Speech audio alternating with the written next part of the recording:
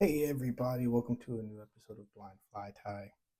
I am here, the blind guy, trying to tie Mayfly tonight. What I have here is my size 12 hook, some white thread, white dubbing, my pheasant tail for the tail, and last but not least, Jesus, all right, some brown and white grizzly hackle. You know what? I'm just gonna put right there. I keep putting it to the side, and I keep mixing it with the plastic. So, realistically, the purpose of today's video is to show you that dubbing is a massive problem for me as a blind person trying to figure out the right thickness, the right noodle length, just the whole spinning process, everything about it. I struggle. Okay. So please, while you're watching this, please like, comment, share, subscribe. But also in these comments, please give me any tips and tricks you might think to get better at dubbing. Blindfold yourself, close your eyes, turn the lights off. I don't care, however you want to do it. Please help me out with this with this problem. So I'm right-handed, tail thread is in my left hand, which is going to be a lead. A couple of wraps behind the eye, take that tail in, wrap it forward, drop my thread behind it, come back towards the bend of the hook, a couple of wraps to cinch it down in place. Now we're going to get started. For those who haven't seen before, how we're going to wrap this is an exaggerated loop, kind of like that. Use that thread, extra thread, to lead it right back, doing our best to make some touching wraps. Okay. We're going to do 1, 2, 3, pull 1, 2, 3, give it a pull back. 1, 2, 3, guide it back. 1, 2, 3, guide it back. And all the way till we get to the bend of this hook. Now that we're getting a little closer, I am going to really just do like one at a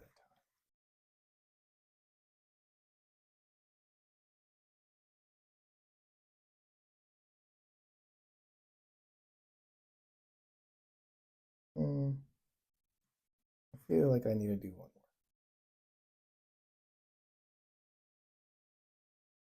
more. Yeah, that's good.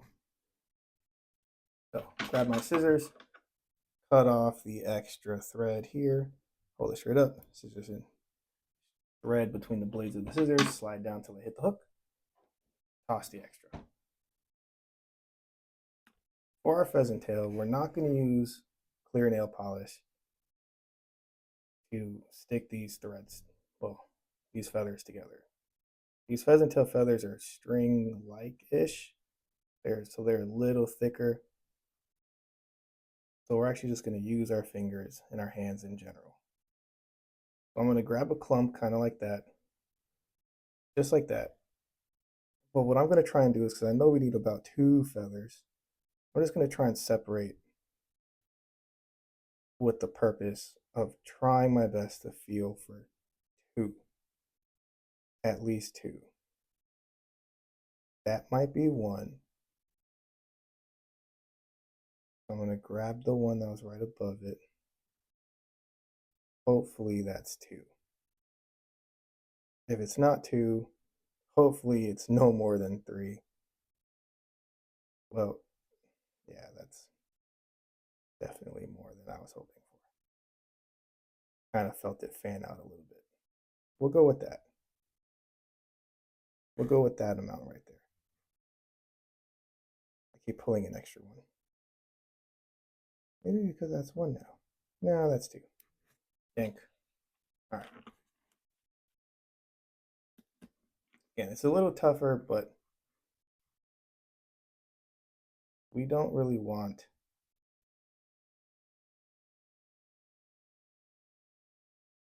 I lost it.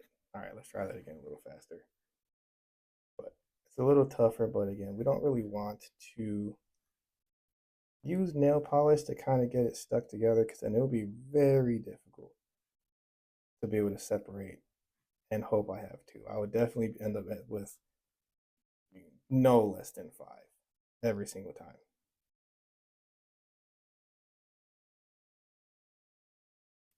All right.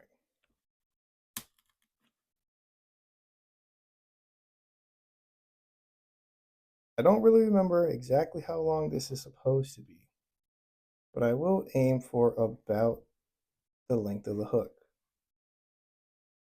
I'm going to pinch my tail down just like that. Pinch loop. 1. Trying to secure that at least first one in. I don't like how that came out because I ended up actually wrapping that excess. So this time what I'm going to do, because it's so long, I'm actually just going to end up snipping a nice clump of this off first.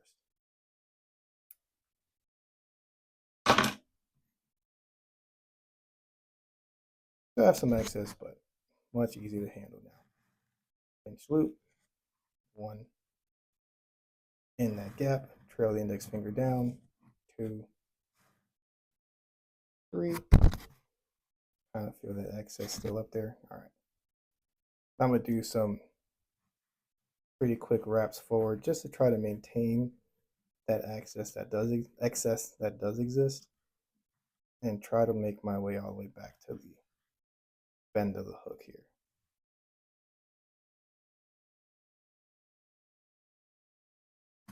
Hoping that my tail is tied in.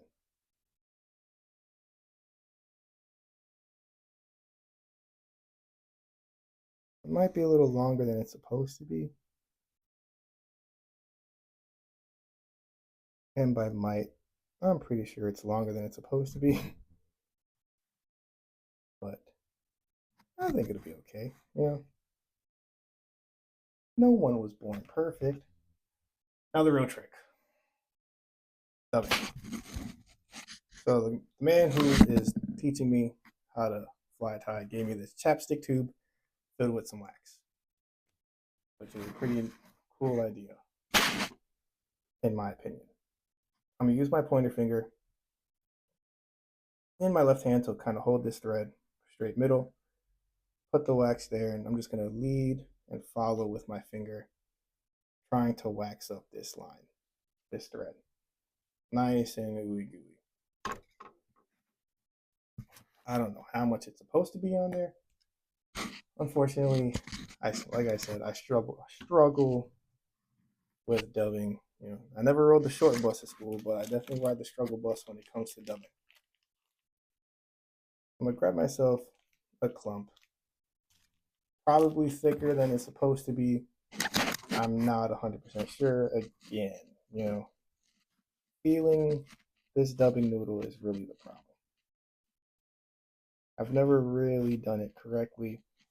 I don't really know what it's like to do it correctly, so to know what it feels like. So I'm trying to pinch my fingers right now, spin the dubbing noodle with my right thumb and index finger, with my left thumb and index finger kind of pinching behind it, trying to control exactly how it's being made.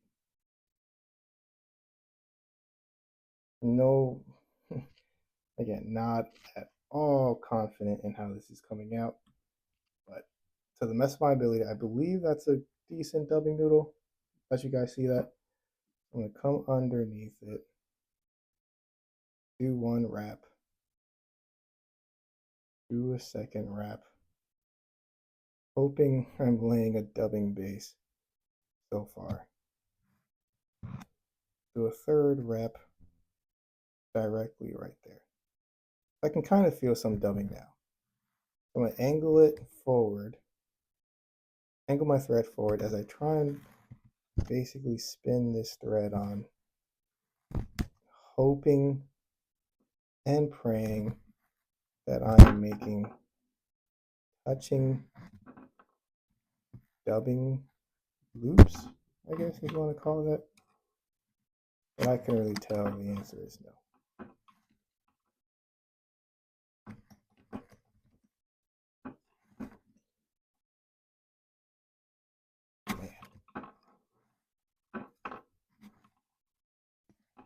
Not only is the answer no, my thread's getting all crazy. I don't know why. We'll stop there for a quick second. And I think there's some dubbing there.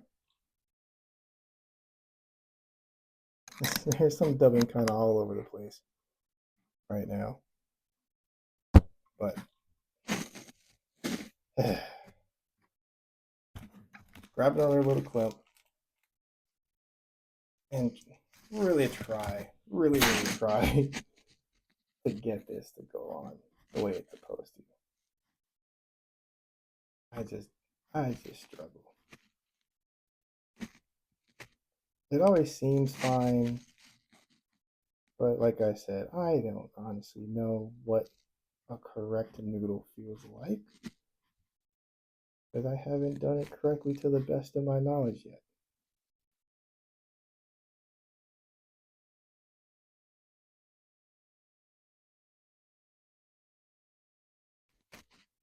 Okay. Lay it again. One more time. Again. And again.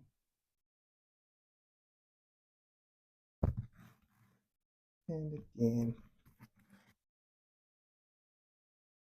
I can obviously feel that there's dubbing on this now. Probably too much dubbing. Just one of those things where it's like, this is why I'm asking for help, you know? This is why I'm asking for help. It's a little bit much near the eye of this hook, near the head.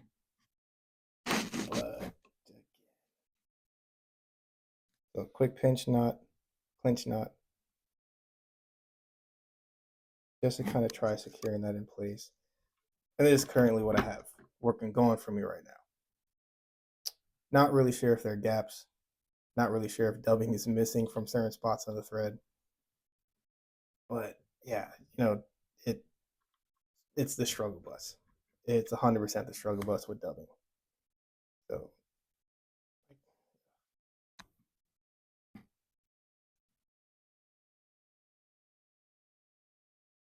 all right, anywho, let's focus. So let's finish this fly up. Hackle. Grab some hackle. Grabble some hackle. Whoops. Echo, stop. Gotta watch what you say nowadays. Everybody's listening. Hold off some hackle. And I'm going to lay it down tip first on top of this fly.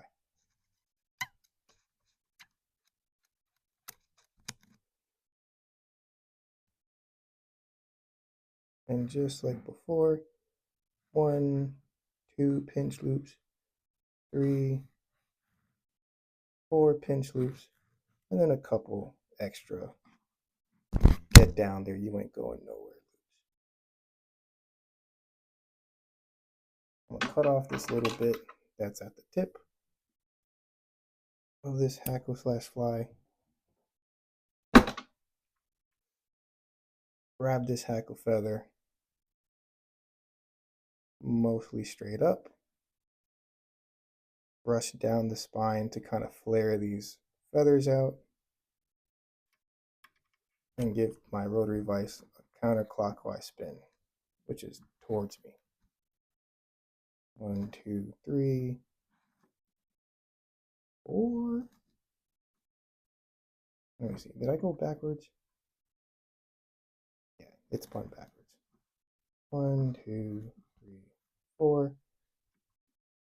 And hold it a little more at a forward angle. 1, 2, 3, 4.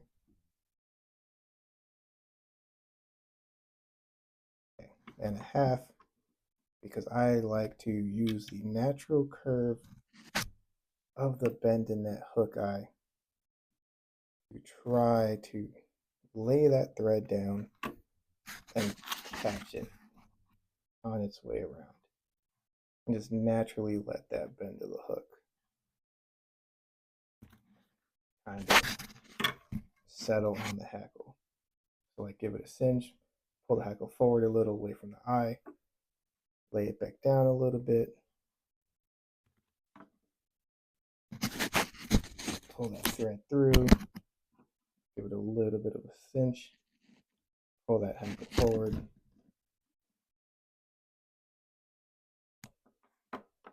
give it a quick little clinch knot directly behind the eye, shove it forward just a smidgen, cut the excess free. You know, just like Mayfly says, put the excess free.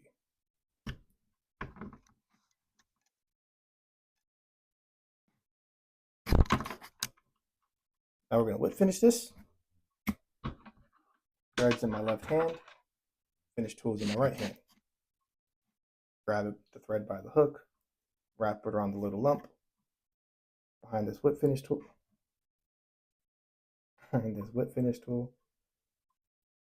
to not let the stupid little hump lose the thread. Make my right triangle by pinning thread to the hook. 1, 2, 3. Drop that whip finish knot right in there. And again, just because I'm me, I'll give it a little push. Little push, little clinch. Push, little clinch. Hit my thread. Finally grab the UV resin. Give it a little squeeze right where the thread knot is. Covers the eye a little bit. But I use my needle. Put the needle right into the eye of that hook. Keep it open, keep it accessible, and blast it. So while this is drying up, hopefully the tail is looking okay. Hopefully the hackles are sticking up nice and floofy. And hopefully I didn't do that bad of a job with the dubbing noodle. But now that you kind of see what I'm working with, again, I'm hoping for any tips and tricks and any kind of feedback that you might think could be useful for me to try to really master the art of the dubbing noodle. Boy, oh boy, is dubbing a real pain for me. And there's so many flies that want to dub. Click that off. Needle out. And final rotation. Give it a slow turn so you guys can see what I'm working with here. Can give me any pointers, what flaws were made with this fly, including the dubbing especially. And we'll work on from there. Thanks everyone for watching. Please like, comment, and subscribe. Share this video. Hope everyone have a good day.